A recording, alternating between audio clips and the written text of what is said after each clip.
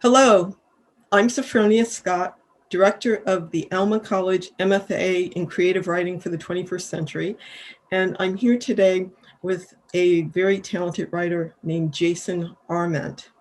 Jason served in Operation Iraqi Freedom as a machine gunner in the United States Marine Corps. He's earned an MFA in Creative Nonfiction from the Vermont College of Fine Arts. His work has appeared in the Iowa Review, the Rumpus, ESPN, the 2017 Best American Essays, and the New York Times, among other publications. His memoir about the war in Iraq, Musa Lahin, stands in stark contrast to other narratives about Iraq in both content and quality. Jason lives in Denver, where he coordinates the Denver Veterans Writing Workshop with Lighthouse, and much of his work can be found at his website, jasonarment.com. Thank you for joining me, Jason. Thanks for having me. Now, you and I know each other because we got our MFAs at the same time, at the same place. And I know what my MFA means for me, but I'm wondering how you, as a veteran, coming to writing, why you felt that you needed to get an MFA. I guess I kind of realized in Iraq that if I was going to get what I wanted out of life, it probably wouldn't be with bullets, and I might have to articulate myself pretty well. I started thinking about writing a memoir while I was in Iraq, so it just kind of made sense. It seemed like the next step after taking writing seriously in college. I knew I had a lot to learn as far as writing prose went and constructing narratives. So I just started looking around and ran into Robert Vivian's work. And then from there, found some other work from people that work there and then ended up applying and being accepted. So. And what was the experience like for you? What did you learn about your writing process? I learned, especially at first, that I didn't know what I was doing. And that was okay. It wasn't like the end of the world or anything, at least not for me. So I didn't think I was terrible at writing, but as far as like constructing a narrative that made sense within itself and also was, the word sound, not like in sound, but as in like true or like good. I couldn't write a sound tale. But yeah, eventually I worked it out, got onto unsteady legs, and then on the steadier legs from there, and kind of had to figure out like, okay, this is narrative nonfiction. It's CNF that reads like fiction, basically. Part of it is the ability to learn, the ability to be a student. But yeah, that's kind of what I got out of it. I learned how to write, so that worked out well.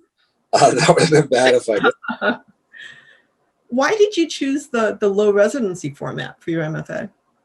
I couldn't be on college campus anymore as a student. It was killing me inside. And yeah, any veteran will identify that with that. I just couldn't do it. And so that really just left low residency, right? And so that's what all the other options were eliminated. There was no third option. So you work with, you teach writing to veterans. So what kind of support do you feel veterans need in their writing journey? And would you recommend, if they're ready for it, to go into an MFA program? I would. And because it's a strange thing though, like mentorships, because the student has to push themselves. There's like self-discipline in that, so much of it, right? Especially in the low res.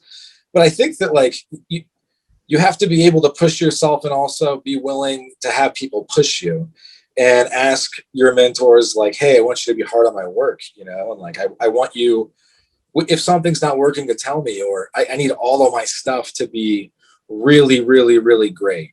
Does your MFA have a workshop portion where people critique back and forth? Okay. I appreciate that. A lot of MFAs are moving away from that. And I honestly think it doesn't have to do with like necessarily like a safe space, so to speak, But it's just this idea of like, it's foreign to people, this idea that you can kind of say anything within reason, within reason.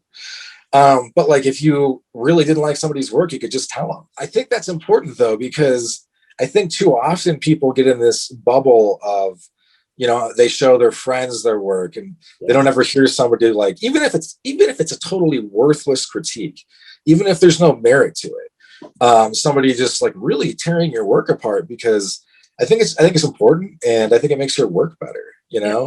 In basketball, you would be trying to do it right, like you're trying to do the thing, you're not trying. So it's got to be in that real world environment of all of these points of views, all of these myriad and infinite critiques can be brought to bear at any point in time. Can your work hold up? Like, it's kind of like turns of phrase. Like, if there's something in a turn of phrase that doesn't make sense, or if there's something like in a paragraph that is just demonstrably not true, it's going to kill the prose, right? It's going to, so it's, yeah.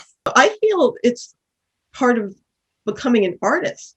You have to understand, because not all of the critiques you're going to take, but you have to know the difference. Like, you have to know what you're trying to do with a piece, and to be able to hear and say, okay, well, that doesn't help, but yes, that thing that person said is going to help me do this. And if you can't gauge criticism in that way, I think you're in for a really hard road as a writer.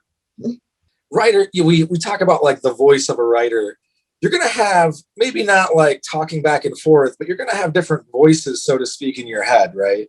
Yeah. Different impulses, different ideas.